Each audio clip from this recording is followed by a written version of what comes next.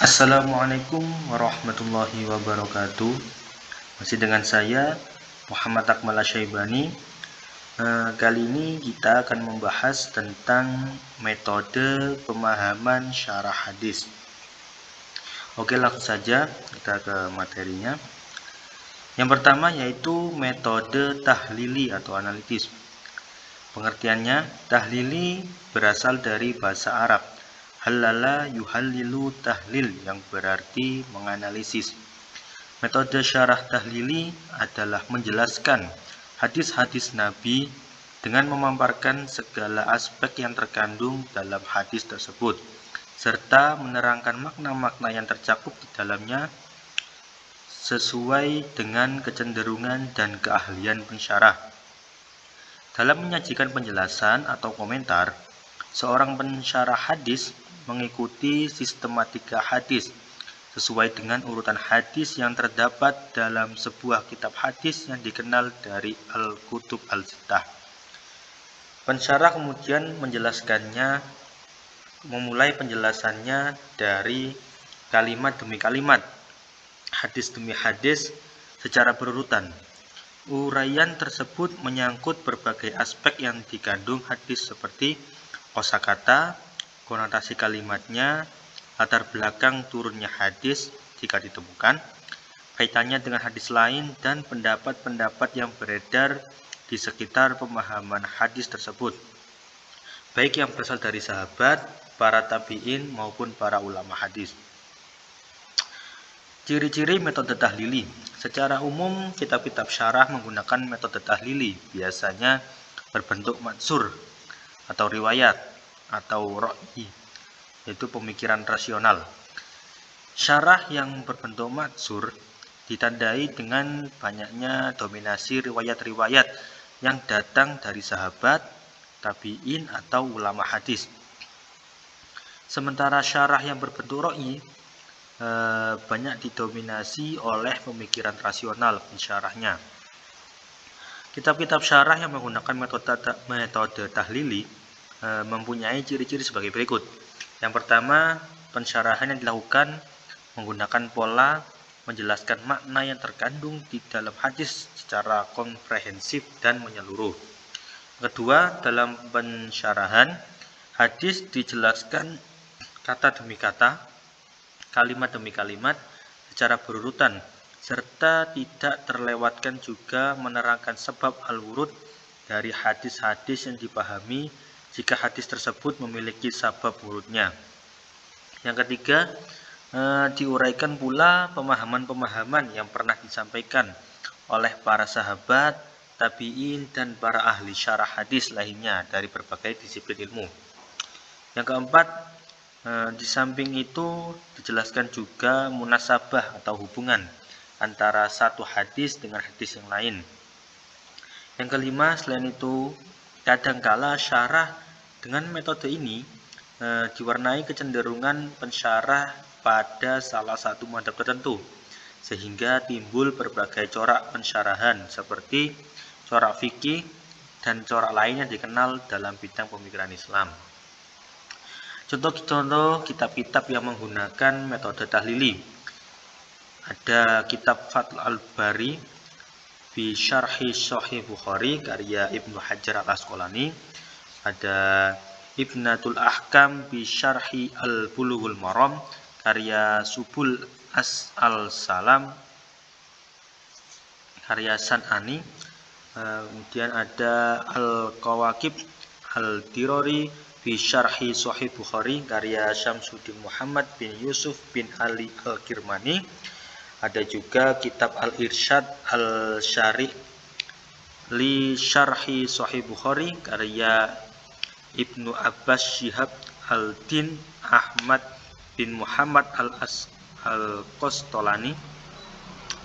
Ada juga kitab Syarah Al-Zarqani ala Muwatta ala Imam Malik karya Muhammad bin Abdul Baqi bin Yusuf Al-Zarqani.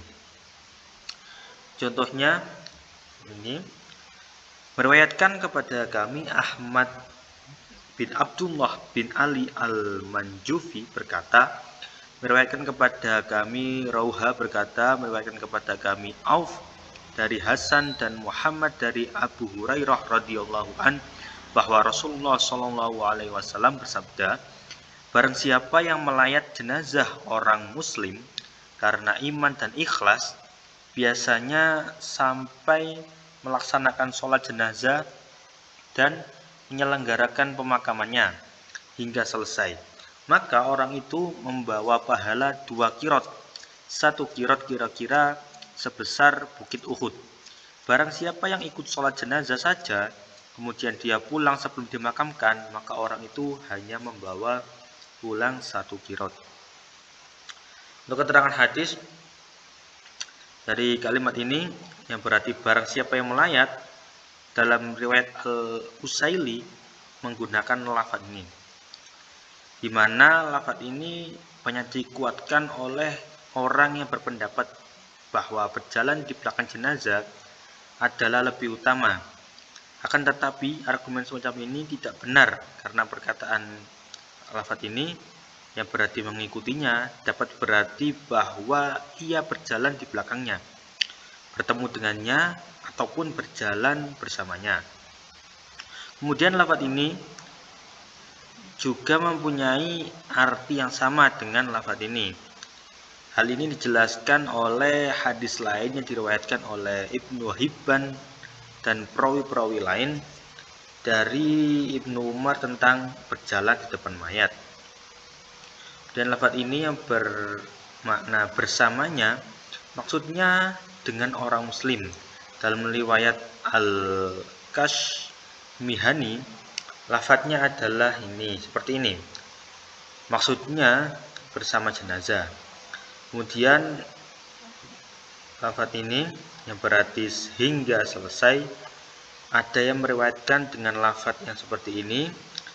Riwayat ini menunjukkan bahwa pahala sebesar 2 qirot itu diperoleh dengan ikut menyolatkan dan mengantarkan ke kuburnya. Sedangkan orang yang hanya melakukan sholat saja, maka ia hanya mendapatkan pahala 1 qirot. Pendapat ini adalah pendapat yang kuat, berbeda dengan pendapat yang berpegang pada zahir hadis. Mereka berpendapat bahwa orang yang tersebut memperoleh pahala sebesar 3 qirot setelah digabungkan. Kemudian kelebihan metode tahlili. A. Ruang lingkup pembahasan yang sangat luas, karena metode ini mencakup berbagai aspek pembahasan, seperti pembahasan makna kata, kalimat, asbabul wurud, hadis, serta munasabah hadis dengan hadis lainnya. B. Memuat berbagai ide dan gagasan. Syarah dengan metode tahlili ini memberikan kesempatan yang sangat luas kepada pensyarah untuk mencurahkan ide-ide dan gagasan-gagasan dalam syarah hadis. Ini menunjukkan bahwa pola pensyarahan metode ini dapat menampung berbagai ide pensyarah. Dengan dibukanya pintu bagi pensyarah untuk mengemukakan pemikiran-pemikirannya dalam mensyarah hadis, maka lahirlah kitab syarah yang berjilid-jilid. Kekurangan dari metode tahlil ini yaitu menjadikan petunjuk hadis bersifat parsial atau terpecah-pecah, sehingga terasa seakan-akan hadis memberikan pedoman secara tidak utuh dan tidak konsisten, karena syarah yang diberikan pada suatu hadis berbeda dari syarah yang diberikan pada hadis-hadis lain yang sama, karena kurang memperhatikan hadis-hadis lain yang mirip atau sama dengannya. B. Melahirkan syarah yang subjektif. Konsekuensi logis dari metode tahlili adalah terbuka lebarnya faktor subjektivitas, karena metode ini tidak memberikan arahan ataupun batasan yang jelas supaya tidak terjerumus kepada pensyarahan yang keliru. Terlebih pada pensyarah yang cenderung pada ra'yi, subjektivitas akan kelihatan amat jelas. Pencerahannya begitu kental, diwarnai oleh aliran teologi, madhab tersebut dan latar belakang pensyarah, seperti pensyarahan yang dilakukan oleh Ibnu Hajar di atas tadi, atau contoh tadi ya, terkesan dipengaruhi oleh sikap subjektifnya sebagai ulama hadis tanpa memberikan pendapat yang harus dipegang sesuai dengan data yang terdapat dalam kitab yang disyarah. Selanjutnya yaitu ada metode ijmali atau global. Pengertiannya, metode ijmali atau global adalah menjelaskan atau menerangkan hadis-hadis sesuai dengan urutan dalam kitab hadis yang ada dalam Al-Kutub Al-Sittah secara ringkas, tapi dapat merepresentasikan makna literal hadis dengan bahasa yang mudah dimengerti dan gampang dipahami. Metode ini mempunyai kemiripan dengan metode tahlili dari segi sistematika pensyarahan.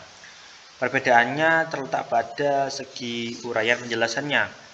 Metode tahlili sangat terperinci dan panjang lebar, sehingga penyerahannya lebih banyak dapat mengemukakan pendapat dan ide-idenya. Sedangkan metode ijmali, penjelasannya sangat umum dan ringkas. Hal ini membuat pensyarahannya tidak mempunyai ruang untuk mengemukakan pendapat dan ide-idenya. Meski demikian, dalam kitab yang menggunakan metode ijmali juga tidak menutup kemungkinan adanya uraian yang panjang lebar mengenai suatu hadis tertentu yang membutuhkan penjelasan yang detail. Akan tetapi, penjelasan tersebut tidak seluas metode tahlili. Ciri-ciri metode ijmali, yang pertama ada pensyarah langsung melakukan penjelasan hadis dari awal sampai akhir tanpa perbandingan dan penetapan judul.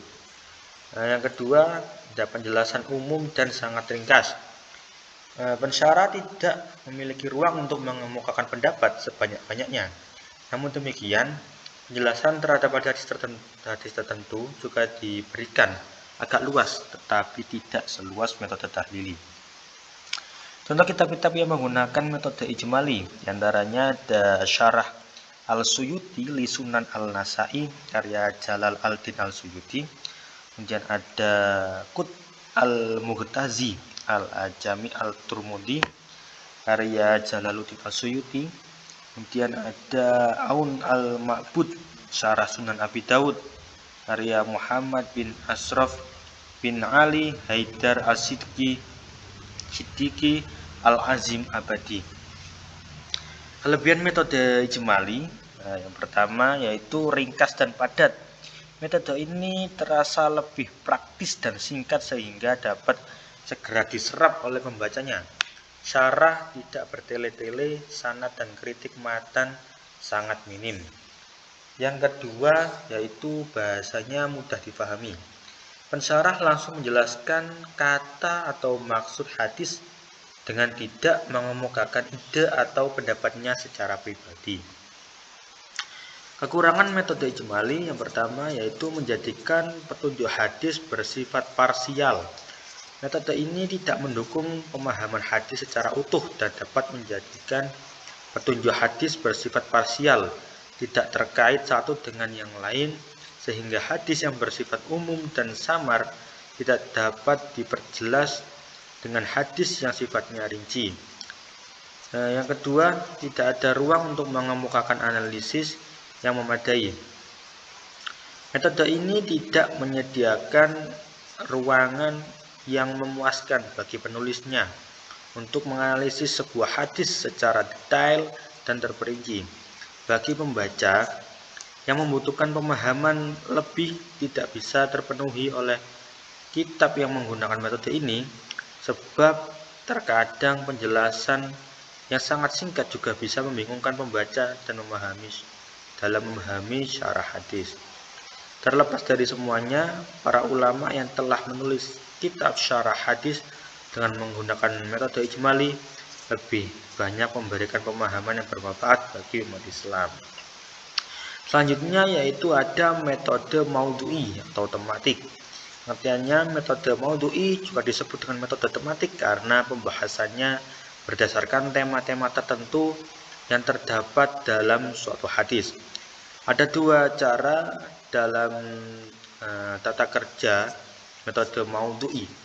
Yang pertama dengan cara menghimpun hadis yang berbicara tentang satu masalah, maudhu' atau tema tertentu serta mengarah kepada satu tujuan yang sama. Yang kedua, pencerahan yang dilakukan berdasarkan suatu hadis. Kemudian dalam mengemukakan metode maudhu'i ada beberapa langkah sebagai berikut. A. Memilih atau menetapkan masalah yang ada dalam suatu hadis yang akan dikaji secara maudhu'i. B. Menghimpun suatu hadis yang berkaitan dengan masalah hadis akan dibahas. C. Menyusun suatu hadis yang akan dibahas menurut kronologi dalam Islam tersebut, serta dicantumkan mengenai asbab al-wurudnya. Yang D. Kemudian mengetahui munasabah hadis tersebut. Ciri-ciri metode maudhu'i. A. Kajian syarah ini memerlukan kajian syarah analitis, pengetahuan asbab al-wurud, dan mengetahui tentang dalalah suatu lafaz dan penggunaannya. Yang B. Menyusun tema pembahasan dalam kerangka yang tepat, sistematis, sempurna, dan utuh. Kemudian yang C. Melengkapi dengan uraian hadis yang berhubungan dengan pembahasan. Kelebihan metode maudhu'i. A. Memunculkan sikap dinamis dalam menyarah hadis. Karena penyajian hadis-hadis yang berhubungan dengan permasalahan, maka dalam pensyarahannya masih terdapat ruang untuk berijtihad lagi sesuai dengan kebutuhan zaman. Yang B. Menghasilkan pemahaman yang utuh. Dalam metode ini seluruh hadis yang berhubungan dengan permasalahan disajikan sehingga dapat diperoleh pemahaman yang utuh, tidak parsial sebagaimana metode tahlili. Kekurangan metode maudhu'i ini yaitu A. Metode ini banyak melakukan pemenggalan hadis. Dan yang B. Membatasi pemahaman hadis. Hal ini hanya mengambil bagian tertentu saja dari hadis-hadis yang berhubungan dengan pembahasan.